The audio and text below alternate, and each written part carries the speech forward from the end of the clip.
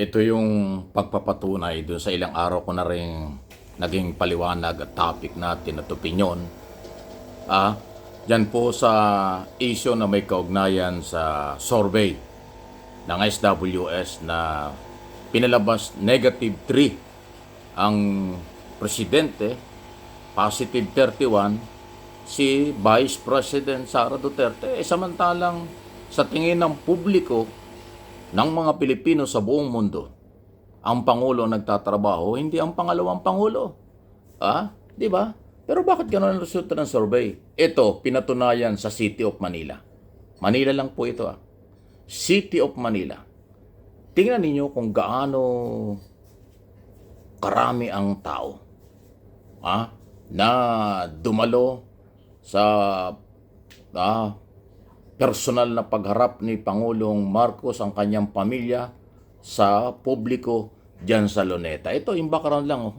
Ganito karaming tao. Again, City of Manila pa lang ito. Saan nag-survey bakit naging -3? Nagtatanong lang po, ha? Kasama ang unang ginang Luis Araneta Marcos, Yan, House of Representative Majority Floor Leader Ferdinand Alexander Sandro Marcos, Joseph Simon Marcos, at William Vincent Marcos. Daming tao. Buong pamilya.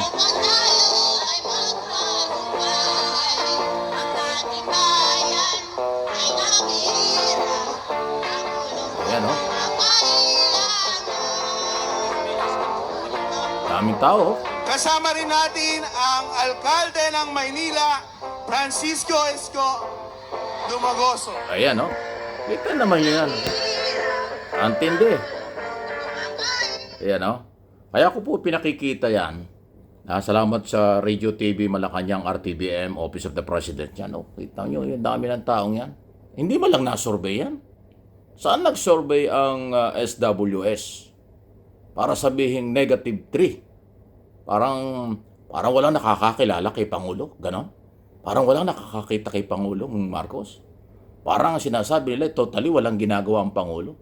Ay, ito, yung first family, ayan ang first family, ayan ang nasa unahan, Pangulong Marcos, First Lady, yung kanyang mga anak, ay kasakasama. At yun, nakita mo naman, nagsisigaw at punong-puno ng tao yung Luneta. Yung ginawa sa Luneta, di ba? So, pasintabi na po dun sa mga ang business nila ay mag-survey, sana naman yung katanggap-tanggap. Hindi po ako tagapagsalita ng gobyerno o walang kinalaman ang aking mga sinasabi sa Pangulo dahil ako'y voluntary lang, hindi ako konektado sa pamahalaan. Observation at opinion ang ating sinasabi rito dahil malayo sa katotohanan ng mga survey. Ayan, kita nyo punong-puno. Ibig sabihin, ni isa sa mga tao dyan, hindi nyo tinanong, hindi nyo na-survey. Ayan, okay? So alam nyo naman, kaya ako napag-usapan natin, controversial ito nung bago nagpasko, yan ang pinagsisigawan. Ginamit ng mga Duterte camp, wala na daw naniniwala kay Pangulong Marcos, -3 na. At kay Sara Duterte raw ay mas gusto ng tao dahil +37%. Wow! Sabi ko nga isang araw, baka naman nagpa-meeting yung DDS, Duterte camp. Tapos nung nagpapamiting, dumating yung SWS nag-survey, ay natural. Pagka DDS camp ang nagmi-meeting, talagang walang Marcos loyalists, walang Marcos supporters. Baka bugbukin doon. Malamang doon nag-survey. Kaya kayo mga taga-SWS, pasintabi na. Noong araw nire-respeto kayo Pero mukhang dito kayo mukhang nagpapagamit kayo sa mga Duterte. Kaya naman, hindi naniniwala sa resulta. At ngayon, ito yung nagpapatunay. City of Manila lang ito. Isa lang ito sa lugar sa buong Pilipinas. Kung ganyan karaming tao, paano? Kaya na nga magpaliwanag. Mga nanonood, nakikinig, bahala na po kayo, inyong masasabi dyan. Ay, yun sasabihin nyo, inorganize ng mayor. Ay, nakamali kayo. Sabihin natin, inorganize ng mayor.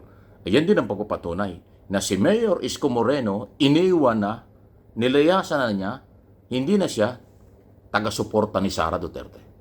Yung mga gunita ng 2025 election, midterm election, matindi ang ugnayan ni Sara at saka ni Isko. Dinala pa nga sa Manila at tuwing magrarally doon, binabanata ni Sara Duterte yung mga congressman na nag-iimbestiga sa kanya sa Kongreso. At talagang Duterte si Isko. Ay ngayon, dahil nag-Marcos na siya, dahil Marcos na yung gobyerno, tumutulong siya at magandang ugnayan.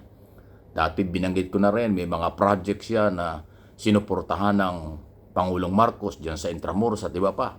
Tapos ito ngayong nagbagong taon ay nagbigay nga ng pamasko. Kaya isang araw lang ito eh. December 30. O di ba? Isang araw lang. Ganyang karami ang tao. So, kaya yung mga dismayado, yung mga nagko-comment doon sa bago nagpasko, na daming comment na natanggap ako sa comment section at yung iba nga sa messenger pa, na hindi sila niniwala at galit yan sa resultang yan. Sabi niya, ano ba klase naman yan? Bakit yung nagtatrabaho hindi nakikita ng tao? Yung lustay daw, na biyahe ng biyahe lang at paninira ang ginagawa na si Sara Duterte, siya daw yung mataas na sa survey. Ano yun? Oo nga naman. Valid naman yung tanong. Eh kung ganito, ipinapakita sa gawa, hindi sa survey, ay iba yan. So, mga Pilipino, especially ang nasa abroad, malalayo sa Pilipinas, huwag kayong magpapapaniwala kaagad-agad sa kung ano namang naglalabasan. I-double check nyo mabuti. Hindi ko naman sinasabing lahat kayo maniwala sa akin, pero pinaninindigan ko yan base sa resibo. Ayan, resibo. Karaming tao. Yan. Thank you again sa RTBM.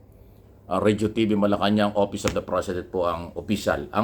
By the way, baka malagtaka kayo, ano ba yung RTBM? Siya po yung official na nagre-record ng lahat ng events ng ating Pangulo dito at sa abroad. Lahat ng kanyang ginagawa, naka-record sa RTBM yan. Okay? Lalo ni mga ganyan. Public appearance niya, pagharap niya sa publiko, yan po ay talagang inire-record. At yan ho'y legal. Kaya pag sinabing galing sa RTBM, hindi yan fake news.